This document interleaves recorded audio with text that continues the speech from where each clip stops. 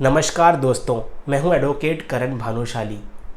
आप सभी का स्वागत करता हूं मेरे यूट्यूब चैनल में। आशा है कि आपको मेरे वीडियोस अच्छे लग रहे हैं।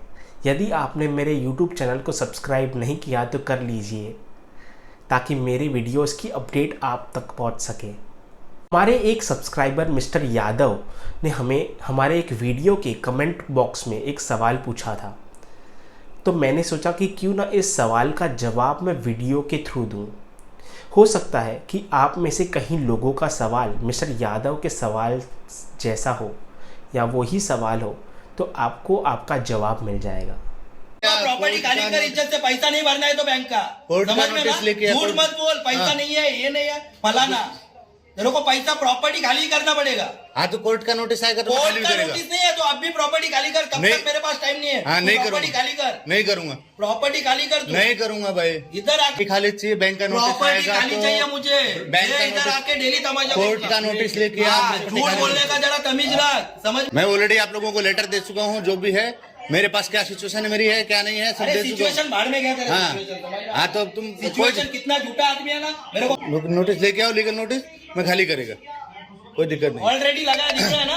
बैंक का नहीं चाहिए मेरे को, लीगल नोटिस चाहिए मेरे को। लीगल नोटिस तो देखना रोड पे लाऊंगा एक दिन। हाँ तो ले रोड पे आएगा तू, देखना इधर से ना धक्का मार के जाएगा तू घर से। हाँ ठीक, मेरी कमिटमेंट है तेरे। हाँ ठीक है। तुम तो मिस्टर यादव का ये सवाल था कि सर, मैंने अपने घर के अगेंस्ट एक हाउसिंग लोन ली हुई है और कुछ प्रॉब्लम्स की वजह से, कुछ फाइनेंशियल इशू की वजह से मैं उस लोन की ईएमआई रेगुलरली पे नहीं कर पा रहा, और अब मुझे बैंक के जो रिकवरी एजेंट्स हैं वो कॉल कर रहे हैं और धमकी दे रहे हैं कि यदि मैंने उनके पैसे रिटर्न नहीं किए तो वो मुझे बेघर कर देंगे और मेरे घर को बिकवा देंगे। तो सर, क्या वो ऐसा कर सकते हैं? और अगर कर सकते हैं तो मेरे पास क्या उपाय है, मेरे पास क्या रेमेडी है?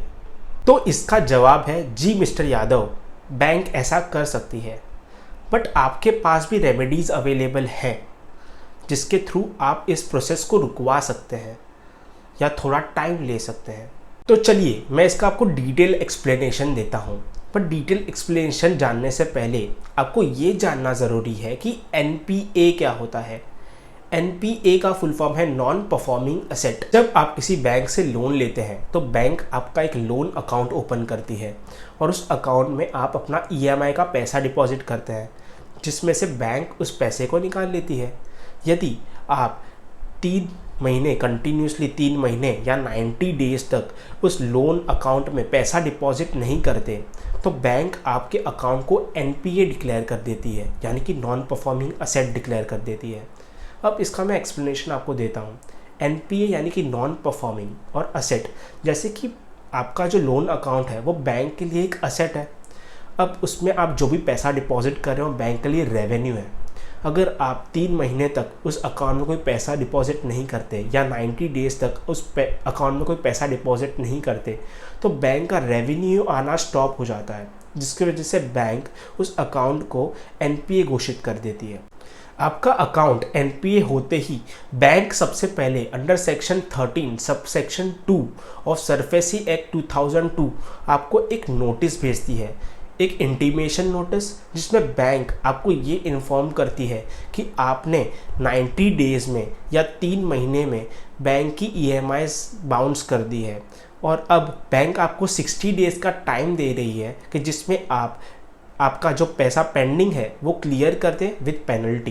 कि आप 13(2) की नोटिस रिसीव करके 60 डेज़ में पेमेंट कर देते हैं तो बैंक आपके एनपीए अकाउंट को नॉर्मल अकाउंट में कन्वर्ट कर देती है। पर यदि आप 13(2) की नोटिस का रिप्लाई नहीं करते या रीपेमेंट नहीं करते विद इन 60 डेज़ के अंदर तो बैंक आपको एक सेकेंड नोटिस भेजती है under section 13 subsection 4 of SARFAESI act 2002। और उस नोटिस के दौरान बैंक आपके घर के दरवाजे पर एक नोटिस चिपका के जाती है, जिसे कहा जाता है नोटिस ऑफ सिंबॉलिक पोजेशन।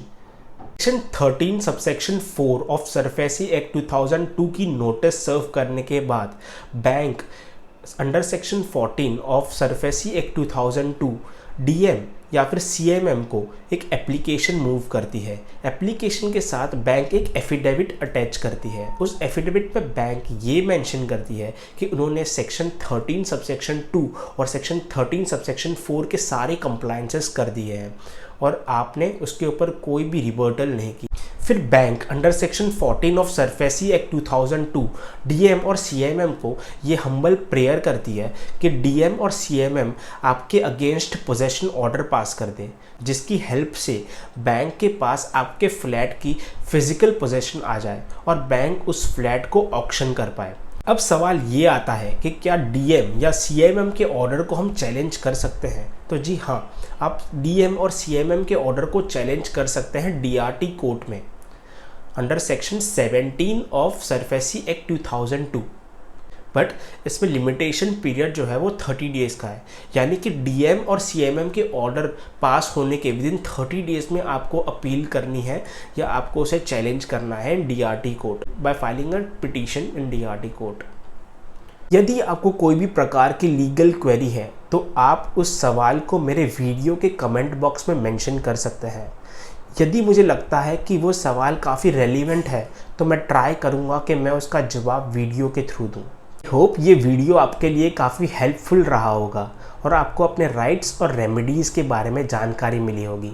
तो ये वीडियो आप अपने फ्रेंड्स और रिलेटिव्स के साथ शेयर करिए, हो सकता है ये वीडियो उन्हें भी काम आए। Thank you.